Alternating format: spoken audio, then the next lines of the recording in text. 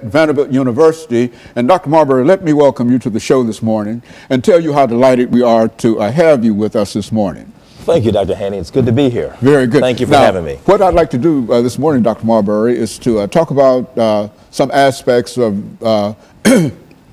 African Americans and the institutional church.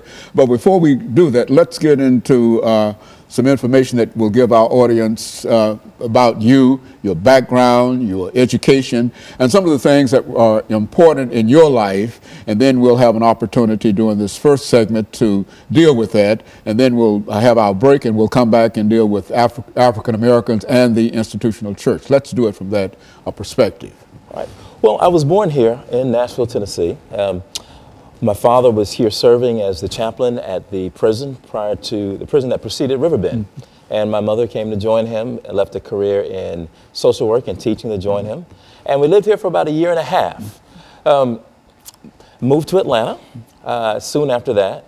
And I grew up in Atlanta as a son of the church. Third generation United Methodist minister on my father's side, and fifth generation United Methodist minister on my mother's side. And I grew up in those kinds of churches where each and every day God was made relevant to the issues that we faced, the challenges that people face, particularly black churches and those black congregations that cared about the world that we had to deal with.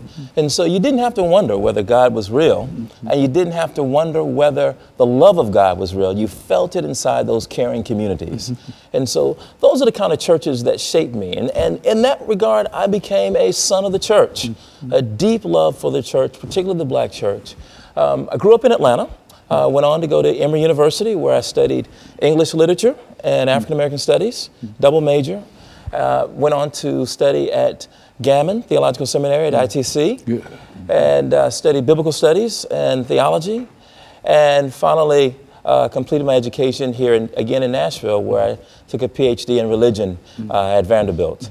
Along the way, I met some, and I was shaped by some significant faculty members, professors like Dr. Charles Cofer, who is considered the father of African American biblical studies, and Randall Bailey, who taught me, was my first Old Testament teacher at ITC. And here, my advisor was Dr. Renita Weems, who directed my dissertation.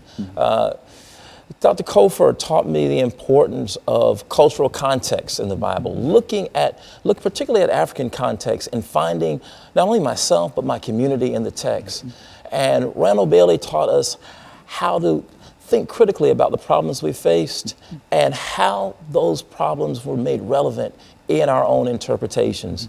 And finally, Dr. Renita Weems really took me and honed me and made me a scholar. Any faults I have are my own, but what I find that's good in my work has to do with the caliber of instruction I got from great professors. And so I'm grateful for my journey. Along the journey, what I found to be most important, not just the education that I got, but the experience I got along the way. I served as pastor of Old National United Methodist Church for several years in Atlanta, Georgia. And it was one of those congregations that accepted a young student pastor and taught me that while it was extraordinarily important that I studied hard, but it was also important that I took what I knew, and I knew, not only did I know the books, but I had to know the lives of the people. I had to understand where religion, if you will, where religion hit the ground. In other words, where the rubber met the road, and the kinds of difficulties that real people faced as they attempted to live faithful lives. And so I was blessed to be the pastor of that church for several years, where I really learned not only how to care for and lead a community, but I also learned why biblical interpretation is so important for our churches.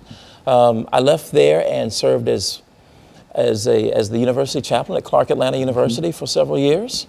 And there I met some of the brightest and most inquisitive students who really pushed me to think not only outside of my education, but also to think outside of the confines of regular churches. Very good. And of course, what we're going to, excuse me, doctor, what we're going to do is to take our first commercial break, and then we'll come back and complete some of the information that you're giving us now. And we'll be back with our audience following this very, very short commercial break.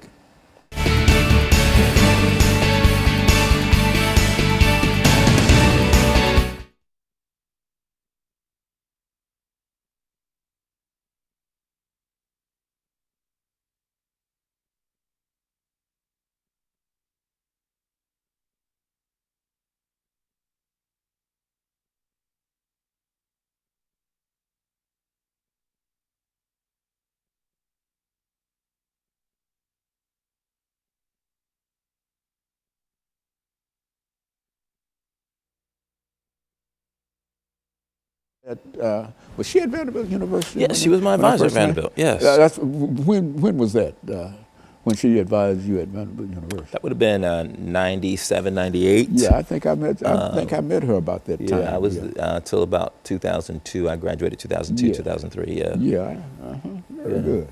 Yeah, I know Professor Weems. Yeah, yeah. So, this is the second segment, right. and this is when we'll start talking about the institutional. I'll introduce the show itself.